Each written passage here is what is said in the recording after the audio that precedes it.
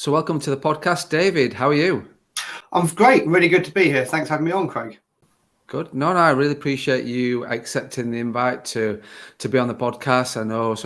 I know a bit about. We've had a few chats before about what you do and why you do it, but I think it's just a great thing to sort of share with the mortgage brokers that are already mortgage brokers who listen to the podcast. And there's a lot of people that listen to the podcast as well that are looking to become mortgage brokers. So I think the world of digital marketing is always one that scares them the most, and things like, where am I going to get the leads from if they're going from employed to self-employed? It's always that question I get asked of, where am I going to get my leads? And so it just sort of fit in nicely to talk about what you do, and I think it will give a lot of value to the people that listen to the podcast, just to explain there is help and support out there, and with generating leads, but more importantly working with digital marketing as a whole. But I know we're going to sort of specifically talk about Google Ads today, because that's more of your specialist subject, shall we say?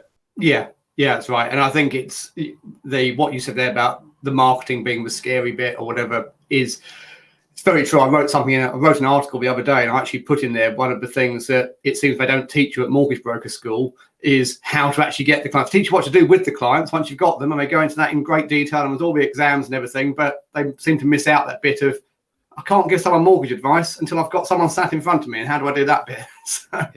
So hopefully that's the greatest broker in the world, but if I'm not seeing clients, I'm absolutely useless. Exactly. Yeah. So hopefully that's the bit that, the gap that I try and plug for people. Definitely. So do you want to do an introduction of yourself, of like what you are, what you do, and your background really? Yeah. So I sort of sum myself up as a digital marketing consultant, trainer, coach, and author, really. And so I do help people with all aspects of digital marketing. But as you said, my specialism is in something called Google Ads, which, for anyone who doesn't know what it is, it's the thing that used to be called Google AdWords until a few years ago, and it's the system that puts those paid ads at the top of the Google search results whenever you search for something. And it's referred to as PPC, pay per click advertising, because unlike most ads where you pay for your advert to appear, with Google Ads, you don't pay for your ad to appear. You only pay if someone sees your ad and then clicks on it and goes through to your website. So you're only paying for, a degree of response rather than just the impression of the ad appearing. In terms of how I got into this, I mean, I started my career a long while ago in IT, doing sort of infrastructure projects and freelancing for big companies like Shell and Diageo. This is back in the late 90s, like in the run up to the Millennium Bug, if any of your listeners are old enough to remember that. After a few years, I kind of got fed up with that, and this opportunity presented itself to buy into my then IFA's business. So I bought half his IFA business, not with a view to being an IFA or a mortgage broker myself, but to go in and deal with all the IT side of things, all the web side of things, all the marketing, all the operations. Quite a big remit looking back on it, but I was young and foolish and whatever. and so I obviously learned a lot of stuff very quickly. This is 2003, so the internet, it's been around for a while, but it's still only really, this is when people, home users were just starting to get broadband and always on internet connection. So it was that kind of growth period of it. So I very quickly had to learn how to create websites that would generate leads and how to get people to those websites as well. And that's when I discovered Google Ads, or AdWords as it was then, as an ideal way to do that. And since then, I've been in digital marketing. I've had my own agency. I've sold my share in that a few years ago, started this business, and I'd always done a lot of training and stuff as well on different digital marketing topics and things. When I started this business about 5 years ago, it was deliberately a small business with just me. So I thought I need to have a niche. So I'm not trying to, I can't market to the whole world when it's just me. So I thought, well, financial services is the obvious thing to niche into, kind of go back to where it all started. And so since then, I've been helping mortgage brokers and IFAs primarily to use Google Ads and other online marketing systems to generate leads from their own websites. And up until the pandemic, that was all kind of one-to-one, either me doing it all for them or going and training them how to do it themselves. And then the pandemic hit, and I thought, well, now's as good a time as any to do what I've often talked about, which is taking my training and turning it into online training. And then from that, develop this membership coaching program for brokers. And so that's what I do now. Basically, I've got the two sides to the business. I've got some one-to-one clients and some where they're learning it from me through this membership. So. Okay, that's a great background and totally understand. I'm thinking back to the days of when the dial-up times of sort of when you used to connect to the internet, and I'm thinking that I worked in a firm at the time that was very .com based, and as with a lot of .com firms, went under fairly quickly, but the concept was great.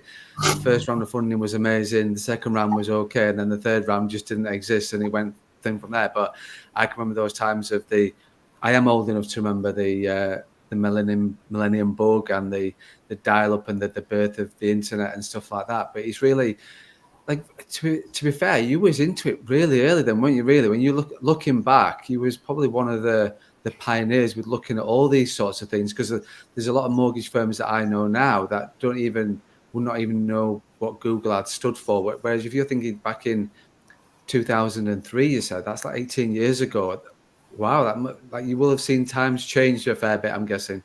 Yeah, massively. I mean, I think at that time, I think Google Ads itself was only about 2 years old, I think, at that point. So, it was still relatively new. The cost per click was way lower than it is now, because no one else had discovered it and stuff. But I mean, it still works the same way today. And it's still, I think it's one of, and this is part of the reason why I sort of do what I do, is there's always been this perception, I think, that Google Ads is like really expensive, or only big companies can use it. But what I've seen over the years, not just in financial services, but when I was doing more sort of public training courses, and had all kinds of different people coming along to do training courses on learning Google Ads from me, is the beauty of it is it can work for any size business. So it actually allows even really quite small businesses to compete, on, if not the world stage, compete either dominating their local area, or compete on the whole national stage and whatever, because there's always opportunities there. There's always keywords you can find that other people aren't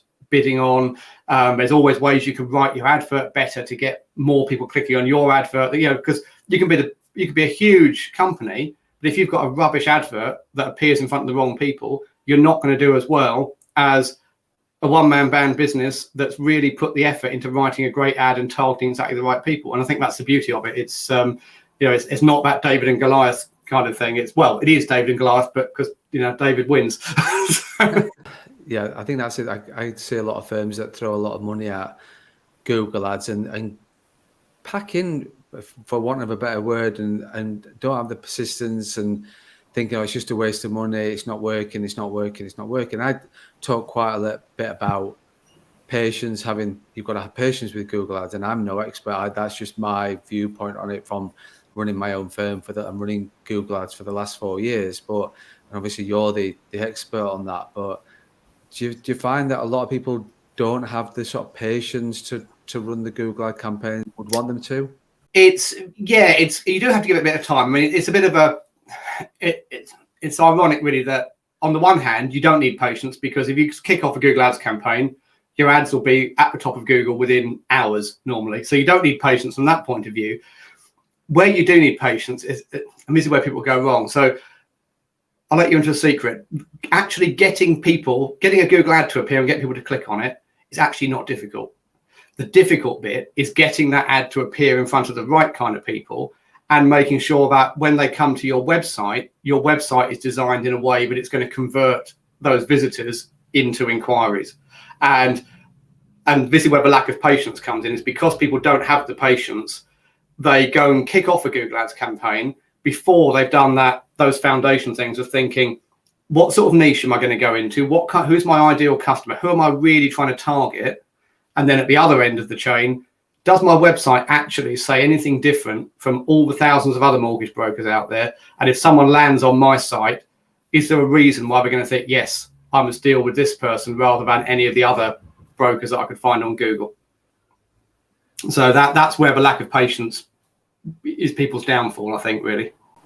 So I think, from my understanding, because I'm a very process person, I understand what the process is. Once I understand the process, then I think from what you're saying is that the process of setting up Google Ads, if you've not got the website, the landing page, all the other infrastructure behind it, it's just pointless, because you'll get the clicks onto your website, but they might not necessarily be people looking for a mortgage or looking for your services.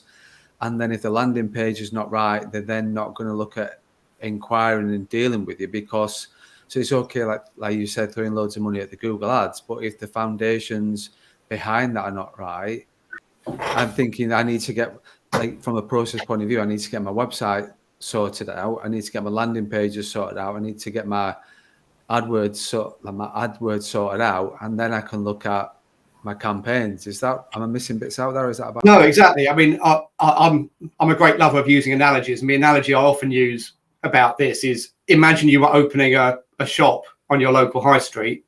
And so you've got your brand new shop, and you go out and you put loads of billboards up around town. You hire someone to stand on the street corner with a sign on a stick saying, "You shop this way," all those kinds of things. But you haven't actually put any of your stock on the shelves yet, or cleared any of the rubbish off the floor of your shop.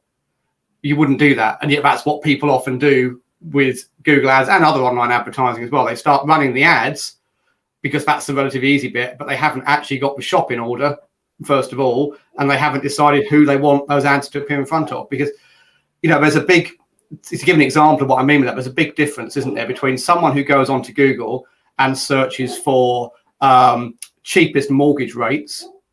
They're not showing much intent to use the services of a broker or an advisor.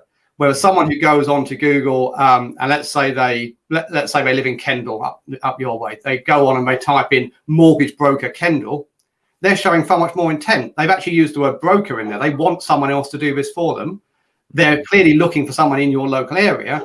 So, by focusing on those kind of keywords rather than those more generic tire kicker ones, you're going to get more results. And taking that a stage further, the reason I always encourage clients of mine, whether they're one-to-one or they're in my group coaching, I always encourage them to go into one or two niches within the mortgage sector. So, again, someone who searches for mortgages for doctors, they are going to be a far more likely to do something because they're looking for something very specific and they're looking for a specialist. And also there'll be less other brokers bidding on that keyword, so the price of it will be lower. So if you can have a niche where, you say, I'm going to target these people, I'm going to have an advert that talks specifically about the benefits I can offer for doctors and all that kind of thing, and then I have a landing page that talks about mortgages for doctors specifically, you're carrying that relevance all the way through. And that does make sense because, like you say, at least then it is more relevant from start to finish. It makes total sense. And I think, like, the campaigns that we run and how that works, I do understand. Obviously, you're going to add so much sort of benefit to the listeners and things about that, about the Google ads, and that you've already sort of alluded a little bit to. But if we take a step back a little bit and talk about, you said a little bit about the business models with PPC. What is it that you do, and like what's your typical broker or firm that you work with? Okay, so in terms of what I do, really, it's about creating that system which is going to bring the right people to the website and then convert them into leads once they get there. So what I do, either doing it for people or training and coaching them how to do it themselves, is we identify who the ideal target client is, and we look at those kind of niches and we work out what the business's value proposition is and what makes them different. Then we set up and run the Google Ads campaigns to attract those kind of people.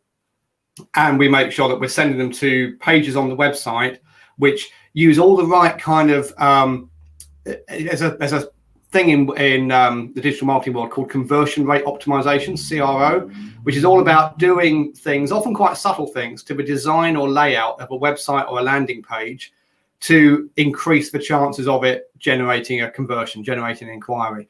And one of the things I find most interesting about it is there's a lot of psychology behind this stuff. So very often just, changing the wording on a button or changing what a headline says or just rewriting the copy a bit on the page can make a big difference to whether someone who lands there stays on the page and whether they take the desired action. So the elements of what I'm doing are creating I'm not a web designer, but what I do is I specify what needs to be on the page and in what order, and then I work with the client's own web designer to make that page, or I bring in a web designer if they haven't got one, and then I set up and run the Google Ads campaigns.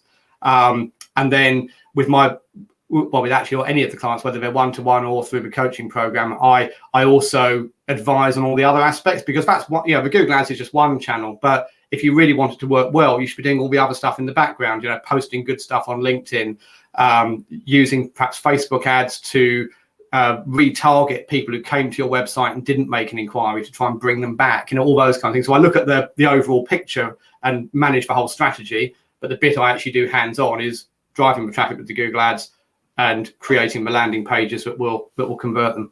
The one thing that I find with a lot of firms and a lot of brokers is, because if you can take away the friction, and I talk a lot about this, taking away the friction of having to do something. So actually we'll talk about the training program in a second, absolutely. But for you taking control of their Google ads and taking control of that and understanding from your experience of the years you've had of experience and how things are changing, particularly in the financial services world with Google ads as well, but you're going to be dealing with that and taking that sort of friction away from them, that they can then continue to look at the other side of things like the Instagram or the LinkedIn or the Twitter or whatever you want to call it, even TikTok. There is mortgage brokers on TikTok now. So if they can because I see that differently, correct me if I'm wrong, but I see with things like LinkedIn, Facebook and Twitter and the Instagram,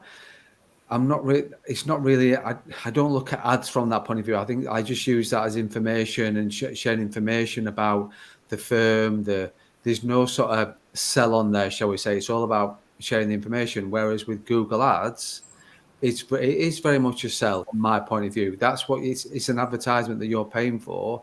There is an ad that you're selling your services and you're getting clicks through to the website, which in turn you want to lead to inquiries. And I think that's where.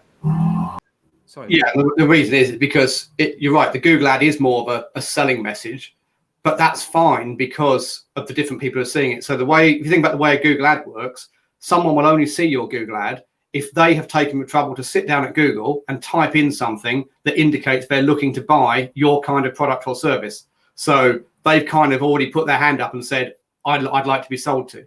Whereas on social media, you're quite right. People don't go there to look at ads. They don't go there to be sold to. The clue's in the name: social media, social networking. So when you run ads on Facebook, for example, and I know a lot of mortgage brokers think or they've been told that Facebook ads are the way to go because it's really cheap clicks and cheap leads and whatever. Yeah, they are cheaper, but they're lower quality because no one goes on Facebook to look for a mortgage or to look for a pension or to look for anything like that, really. They go on Facebook to see what their friends are up to see what the grandkids have been doing, to look at pictures of cats, you know, whatever it is. They're not there to be sold to. And so although things like Facebook have fantastic targeting, you know, if you want to show your ad to women who are aged between 30 and 40 who like these particular bands or watch these particular TV shows, yeah, you can do it. So you can really narrow down your targeting. But the point is you're still showing the ad at a point when they don't have their buying hat on. So even if they do click on the ad, they're less likely to respond. And there are things you can do with that. You know, you can instead of trying to go straight for the sale or for the inquiry, you can try and offer them some kind of useful free guide they can download in return for their email address. And then you can do follow-up email to nurture them until they're ready. But it's always a slower burn. So the way I think social media fits into it is from that social networking kind of angle, that building up your personal brand. You shouldn't expect to go onto LinkedIn and immediately get business from it. In the same way, you know, I always say if you want to know what to do on social media, whether that's Facebook, LinkedIn, particularly LinkedIn, because that's what most of my clients seem to be, you know, use the most or ask me about the most, is treat it like it's a real world networking event. You know, you wouldn't expect to turn up to a Chamber of Commerce meeting or a BNI meeting or 4N or something like that, walk into your very first meeting and get business straight away. And you wouldn't expect to just go around the room going, hello, I'm a mortgage broker, have my card, buy a mortgage. I'm a mortgage broker, have my card, buy a mortgage. You just wouldn't do it. Okay, or if you did, it wouldn't be very successful. And yet people think that will work on LinkedIn, even though that is also networking, social networking. So you should do the same thing you're doing there. You're posting stuff that is of use and of value to your target audience, asking questions, asking for people's opinions. So you're just starting conversation and dialogue. And if you do all that kind of thing, then you're building up personal brand and it supports your more direct selling that you're doing with things like Google Ads. Because then when someone sees your Google ad and they click on it, they go to your website, they go, Oh yeah, that's Craig. I remember chatting to him on LinkedIn. He was a good guy. Yeah, I'll fill in an inquiry. And they might not have those thoughts consciously, but that's what's going on subconsciously, which again is where the whole psychology of marketing, starts to come into play as well. Sorry, that was a very long answer. I'm not sure if it's answered your question or whether I rambled off onto something entirely different. To be fair, David, there's loads of things like in my mind, in my head, like there's a lot of things sort of going on, thinking. And like the questions I would be asking was, because I never thought of LinkedIn that way, in that concept with regards to a BNI or like some networking event that you're attending. Because like you said, you wouldn't just go in and go, here's my card, I'm a mortgage broker, this is what I do, and get business from that straight away. But like you said, but there are people that do that, because I think that's like the BNI. Like I think you get. I've never been to. I can honestly say I've never attended a BNI meeting or a networking event in that sort of format which you subscribe to. I know some people that use it and some people use it very well. But I think again, it's that people go to that. They get the first one free, or it's £10 for the first one, or something like that. They go for the first time and then never go back again. It's the same. It's a similar sort of concept, thinking with the Google Ads, thinking, well, I've placed an ad now, I should have loads of leads coming through, so I'm not going to place anymore. And it's like, you've got to do a bit of courting, you've got to do a bit of relationship building and branding and stuff like that. But I think one of the questions that sort of sparked in my mind from what you sort of said is, would you treat your face, so if you were looking to post on LinkedIn, would that be a different post to what you say would be on Facebook? Would you look at different things that you're doing from a personal brand point of view? I think it depends a bit upon the kind of followers you've got and who you're trying to attract and connect with. Because don't get some people, for example, in the mortgage sector, some people on LinkedIn are more interested in making professional connections, like estate agents and other introducers, than they are in clients. But yeah, you obviously can tailor your content more. I mean, although I don't think there's a clear distinction, but LinkedIn is a little bit more businessy. Facebook is definitely a lot more kind of, this is people on their downtime. So you probably post more kind of, humorous, non-formal stuff on Facebook. But that's not to say that I'm not a believer in having personal stuff on LinkedIn as well. In fact, someone, I forget who it was now, but within the last few weeks, somebody ran some kind of poll on LinkedIn asking basically, should people, post more or less about their personal lives and stuff on LinkedIn. And I said, absolutely, they should be doing it, because, it's that age-old thing. People buy from people, and they buy from people that they know, like, and trust.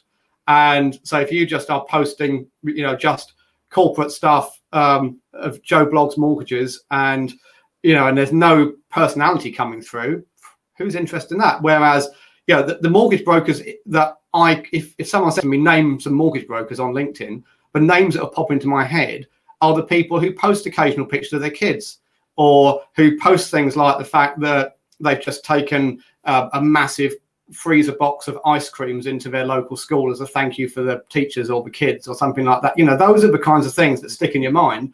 I can't tell you the names of the people who are posting the fact that HSBC have just brought out a new rate and your home is at risk if you do not keep up repayments. My general advice on these things is, if you need to put a risk warning on it, you probably shouldn't be posting it in the first place, because it probably means it's boring. So yeah, I would say adopt a fairly similar approach on Facebook, but perhaps just be even more towards the less formal stuff on Facebook than the kind of posts that get the best interaction. And when you say to people like, it's a great Friday afternoon, I'm knocking off early, I'm going to sit in the garden and have a glass of wine, have a glass of gin and tonic.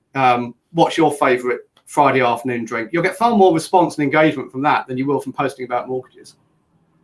And it doesn't matter if it's off topic, it's all getting your name out there. And the whole point of this is that not everyone needs a mortgage now. However great you are, the majority of people you speak to are either not buying a house at the moment, or are not coming to the end of a fixed rate deal, or whatever. So they don't, however brilliant you are, they do not need you now. What your networking is about, whether it's social networking online or the face-to-face BNI 4N, whatever kind of stuff, is about getting into people's heads. So as when they do need you, they don't even bother going to Google. They just go, yeah, now's the time to go and talk to Craig about that mortgage. And I know he's a good guy, and I know that we both like the same kind of wine, so that's even better. Yeah. It's a start of a conversation. Exactly. It's an easy rapport building. It's definitely a rapport building around the wine than it is about, like you said, the 95% deal and who's offering that best rate at the moment. So exactly. So when you look at, I understand now the two business models that you have, and where you take ownership of and control of one, and then you've got the program. Just to we'll go on to the program in a second, because in terms of, and I'm going to ask you the same question with both the program and it might be the same answer, but in terms of when you're taking control of the Google ads and you are running the ads and working with these, does it tend to be large firms? Are there sole traders on there that you work with? Is it a mixture of everything in between? Yeah, it varies. I mean, I've had on the one-to-one stuff, I've had everything. I've done that with sole trader firms. I've done it with ones with, they've got 10 or 15 brokers in the team. I would say the majority are sort of firms where there's 2 or 3 advisors, or maybe, there's a couple of mortgage brokers and there's an IFA in the practice as well. So it's that kind of size. But I mean, one of the, I had a client last year who I worked with on a one-to-one basis, and he was the sole advisor. And it was actually an IFA rather than just a mortgage broker. But we agreed that mortgages were the best way to open the door and to get leads from his website, because when someone's looking for mortgages, you'll know, and all your listeners will know, if someone's looking for a mortgage, they've got a built-in sense of urgency. They've got an incentive to take action and get on with it because they've seen their dream house, or they're about to switch onto an expensive SVR at the end of a deal or whatever. Whereas if someone's looking for investment advice or pensions or whatever, they can always put that off because retirement years away, or they can put off buying life insurance because they're not going to die tomorrow, all that sort of thing. So we focused it on the mortgage. I set the whole thing up for him. We found a niche that was going to work well for him and was going to give him the opportunity to get follow-on business on the IFA side of things. That creates leads. It's still running now, creating leads for sort of £20 to £25 each, and he's converting about 1 in 5 of them. When people say, "Oh, Google Ads is expensive," I always refer them to those kind of case studies, because the people who say Google Ads is expensive are the ones who are looking at the cost per click, and they go, "Oh, £4 a click, £5 a click, whatever. That's really expensive." Well, okay, maybe it is, but that's not what you should look at. You should look at, how many clicks do I need to get X number of leads, and out of those X number of leads, how many will I convert? And if you're getting leads for £20 each and you're converting 1 in 5 of them, if that's costing you £5 a click, doesn't matter, does it? Because it's actually what's the cost per acquisition of the client and how much money are you making back on that. And in any industry, if the cost per click is quotes high, that's only because the market will support it. The bidding in Google Ads, or the cost per click in Google Ads works on a bidding model. So each advertiser says how much they're willing to pay per click as a maximum, and then Google runs an auction every time there's a search and decides which ads to show in which order.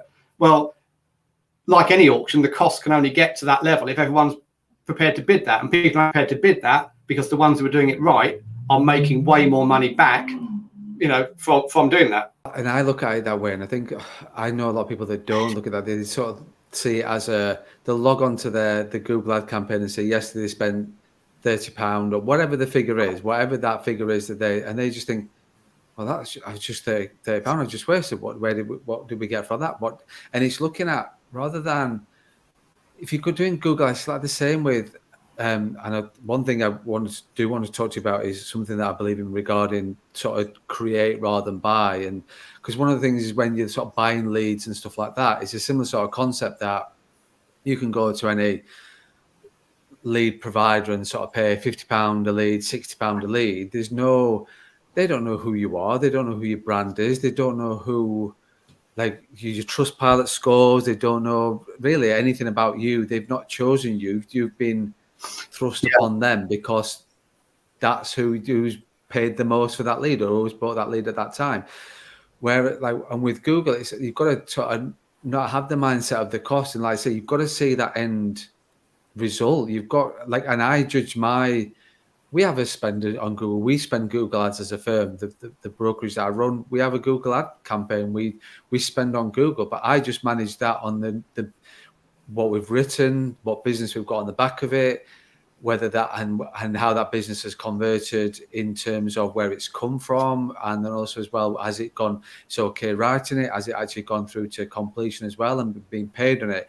And it's those sort of things you've got to look at, because then if you're looking at that machine and sort of thinking, right, I'm going to put, and this is just my viewpoint, David, you are far greater expert than I am, but it's just a simple way that I look at it is, if I put £1 in that machine and it feeds back out £2, I'm going to keep feeding that machine. I'm going to keep doing that. No, that's exactly the same analogy I use when I'm training people on it. It's why would you stop feeding that machine until you'd run out of hours in the week, to deal with the business? Yeah, exactly. What are you like in terms of, and like I say, I appreciate your answer in terms of, like, you obviously do work with the different firms and various different walks of life from a financial services point of view. And one thing that I'm thinking about here is one thing that I do get asked quite a bit about, and probably is for another podcast or something, is like, because a lot of firms who are good at mortgages, who are looking to get into the financial advice world or the IFA world, don't see their mortgages as their catalyst to then generate leads for their IFA business. They just go out there and try and buy IFA leads because they think, well, I'll go and so I've seen firms that have gone to, they've created this model that you're talking about, where you build your brand, you've got your pay-per-click, you generate leads with Google and things like that, and then you've got these clients, and they forget about those clients that they have in-house to then, and they go back and replicate that from an IFA point of view. Whereas I'm very much a point of view, yes, that's okay doing that, but I'm a very pro about working with those clients that are bought into your brand, that you've already clicked through on the mortgage, you already know who you are as a firm, know your processes, know the advisors, know what your values are, and all of those sorts of things. And they seem to miss those, which is quite interesting that you've talked about that, because there's very few people that I actually talk to, if any, that sort of talk in a similar sort of language with regards to the mortgage as the catalyst to get the IFA business. Definitely. I mean, the way I look at it is, if suppose, you focus, let's say pensions, right? Suppose you focus on the pension side of things. There's the issue we talked about of less urgency, because, if someone's looking to start a pension, they can always put that off. But also, there's actually a lot more trust needed, isn't there, to get someone to do your pension? Because if someone does your pension for you and they're a rubbish advisor and they do the whole thing wrong, you can actually lose a load of money. Okay? Whereas if someone messes up your mortgage, okay, you're not going to be happy, and you might lose out on getting the house you wanted, or you're not going to be able to borrow something, but you haven't actually lost potentially your life savings. So there's a lot more trust needed with the pension side of things. But, from a cold, brand new inquiry, if you're a pension advisor. So that's the other reason why I say do the mortgage first, because not only does the client have that greater sense of urgency that we talked about earlier on, but it gives you a chance to prove that you know what you're talking about and you can do a good job, because you do their mortgage and you actually deliver a tangible result, relatively quickly. They get into their house, or they get their cheaper rate or whatever. And then they'll trust you. Whereas if you do the pension, they don't see the outcome of that for perhaps 30, 40 years. So the mortgage is a nice sort of, gateway to doing the thing that requires more trust, and where there's more at risk, and where it's going to be longer for the client to see the outcome. Even just on a really simple level, you're going to get a positive review from that client quicker, because they can give you a positive review for their mortgage because they got the outcome. But when do you ask someone for a positive review on some pension advice? Do you wait 30 years till they retire and then go back and say, well, now you've got a nice retirement income, can I have a review, please? Exactly. So that's another reason for using the mortgage as the starting point, I think, with your online lead generation. Even if you are an IFA who's got all these other potentially more profitable things you can do the mortgage first, even if all that does is cover the cost of your marketing, and then make sure you do do everything else that goes with it. The other thing, I don't know if any of your listeners are familiar with a guy called Matthew Chapman, but I did a Facebook Live with him a while ago, and he actually then came along and did some in-depth training for my coaching program members. And he talks a lot about actually making sure that you do the income protection and and things like that before you even do the mortgage, and getting that stuff in place as well. And there's all sorts of things you can do to make that mortgage more profitable and make sure that you get maximum income from that, before you move on to the other stuff. I had a look at that in terms of from a protection point of view, and there is, for anybody that's listening, it is well worth having a listen to that and look at sort of his concept and take on it, being the protection specialist that he is, because I think it will open the eyes of quite a lot of mortgage brokers that maybe do sell protection, but talk about it from a sales point of view rather than an advice point of view. And I think that's the big difference with Matthew, is that he was very much about from an advice point of view rather than a sales pitch. And he was clearly passionate is something he's clearly passionate about. So you alluded a little bit there, David, about... I just suddenly remembered something you said earlier on. That was all that you talked about when we were talking about the lead generation being more of a sort of courtship process. I actually, there's a great quote that I forget who said it now, but I put it in the opening page of my book that says we do a lot of one night stands in lead generation and not enough long-term relationships. That is exactly what what the whole thing should be about. Yeah, that is very true. Very true. So like you say, you alluded a little bit there about the program. So do you want to sort of explain a little bit about your program, what that's about? So when I first was looking at creating, and doing the stuff I said that I was doing at the start of the pandemic about thinking, well, now's the time to take my training and turn it into an online course. My initial thought was just do the standard online course and everything like that. And I did do that. And then I realized that people would buy that, but they would perhaps not complete it, or in some cases they might not get around to starting it and all that. And I didn't want, that's not what I wanted, because I think there's two kinds of people who create online courses and things. There's those who just do it because they want to make money from it. And don't get me wrong, I want to make money from it, yes. But I actually also fall into the second camp of I want people to actually take this stuff and learn from it and use it in their business. Because of all the things I said before about, I think, Google Ads is underrated. And I think if people use it properly, it can absolutely change their businesses. And that's what I want to do for people. So I thought I need to stop it being just a plain course and add this kind of coaching element around it. And so that's why what I then did was reconfigured it as this membership program, where at the core of it, you've still got access to all these online courses, but at the core of it are these fortnightly group coaching sessions where all the members come on a Zoom with me, and each time I talk about a different aspect of their digital marketing. So like, a couple of months ago, I talked about the importance of something you mentioned earlier on, Craig, online reviews. And I talked about, if you want to do this, you can use Trustpilot or use Google reviews. And I gave them some tips on how to get more reviews. And then we spent the rest of the session talking about that and dealing with any other questions they'd got and dealing with any questions from whatever aspect of their marketing they were working on. So it's a kind of a group surgery like that. One of the guys from that went away, put into action one of the tips he got from that coaching call, and got something like 80 more 5-star reviews in the next couple of days. And that's the kind of those sort of little wins. But I know that if I just put out an online course saying this is how you get reviews or this is how you set up Trustpilot, that wouldn't have happened. It happened because we were on the call and I was able to give live training about it, and we were able to talk about it, and he went away and took action. So that's really what the program's about. It's these fortnightly group coaching calls. We cover a different topic each time. But then if someone wants to delve into the detail of it, they've got the online courses as a backup. So if I do a coaching call, I say, right, we're going to talk about Google Ads this week. Come along with your challenges you've got with writing ad copy, and we'll look at different people's ads and we'll give tips and feedback and stuff. That's what the coaching call is about. But then if someone wants to know the actual ins and outs of how do you now go and put that ad into Google Ads, well, then you go and look at the training course that will step you through step by step how to do it. So that's kind of the idea. And then there's a whole support community where people can get help and support from other members or from me.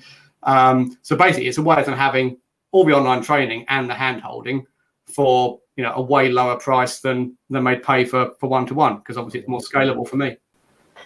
It's such a great concept. Like for somebody that is starting out or looking at, like I said, being part of coming with the ads, coming with in a group therapy set, group session. I'm sorry, group therapy, but within the community, and then, but then behind the scenes, you've got the online training to look at that and to help you with that in a bit more of a in your own time kind of thing. And I'm guessing that I know a lot of people struggle with the commitment as well of sort of time and stuff like that, which is a big for a lot of coaches, and I know myself, is that it's the commitment that the advisors put in, it's the time commitment that can cause an issue. Whereas a fortnightly therapy session, get together kind of thing going on, but then behind the scenes, in my own time, I've got that learning, I've got that, I can then sort of see I can talk in the community in a very safe environment. Yeah. And behind the scenes, then I can actually go away in another safe environment and learn more about it, the technicalities of it behind the scenes in my own time and in my own space. Yeah, exactly. And and get feedback. Just yesterday, one of our members, he's a mortgage broker in Australia. He'd been to the coaching call we did a little while ago about copywriting and writing good copy for web pages and stuff. Pinged me over a doc and said, could you have a quick look at this? Give me some feedback. So yeah, I looked at it and said, yeah, pretty good, but I'd suggest changing this, and that so they can ask all those kind of questions, and get response and not feel guilty about, trying to get loads of free advice or stuff like that. And it's going back to your thing is about the size of businesses. I mean, that membership program, although again, it will work for any size company. I've got some members where the owner of the firm has joined and then has put one of his staff in to actually be the member and go to the training and stuff. I've got lots of others where they are 1 or 2 person companies, and it's one of the owners who's the member. But yeah, it works for things of all sizes. And something I perhaps should have said when we talked about Google Ads before is you don't need huge budgets for that, because this is just reminding one of the members in the program. He shared his results from using Google Ads. It was at the end of the first quarter of this year, so it was a 3-month period. In that 3-month period, he'd spent £750 on Google Ads, so an average, £250 a month, which is only a small amount. But from that £750 he'd spent, he'd already written 7.5 grand worth of business, and that was before all of it came through the pipeline. So don't go thinking that Google Ads only works if you've got thousands and thousands a month to spend on it. It can work at at all different levels. Excellent. So I'm understanding the picture about the one-to-one. I'm getting the program that you run in, and then lastly, something you said before about author and a book. So something else that you've sort of created. Yeah, this was again something I did at the start of the first lockdown when everything went a bit quiet for those few weeks and the property market shut and everything. And I thought, well, again, I basically pulled out that list of all those things I'd been talking about doing for years and never got around to doing, and probably never would have got around to doing if it hadn't been for COVID. So yeah, it's called Building an Automated Mortgage Lead Machine, and it's it tells you how to do that. Basically, it talks about this. It talks a lot about this theory. It's not so heavy on the Google Ads stuff. It's more around all this stuff we talked about nurturing leads and getting people to know, like, and trust you, and building those relationships, and taking people through those kind of, the thing people say that people need 7 touches with your business before they're ready to buy. It's about doing all that kind of thing and automating that. So yeah, if people are interested in that, you can buy it on the website, theppcmachine.co.uk/book. £7 as a PDF, or you can get it in good old-fashioned paperback as well, if that's your thing. But yeah, that to me, that know, like, and trust is really important. And it goes back to something else you were saying earlier on, actually, as well, about when people buy leads. And I would think if you've got a lead you generated yourself, and let's say it cost you £50 to generate that lead, which is quite high, but let's say that's what it cost, and you've bought a lead from a lead gen company for £50, even though we're the same price, you can almost guarantee the one from your own website will be better quality, because people have already had that connection with your brand. They've managed to read a bit about you on your website. They've actually chosen to talk to you / your company, whereas someone who's just been onto mortgagemeerkats.com or whatever and put their details in, they don't care who they're going to talk to. They don't know who they're going to talk to. They've just been punted across to you because you bought the lead. And And I don't know about you, Craig, but I talk to a lot of mortgage brokers who buy leads. I don't think I've ever spoken to one who says they like buying leads and they really want to. They're all doing it out of necessity because they haven't got anything else in place. Yeah.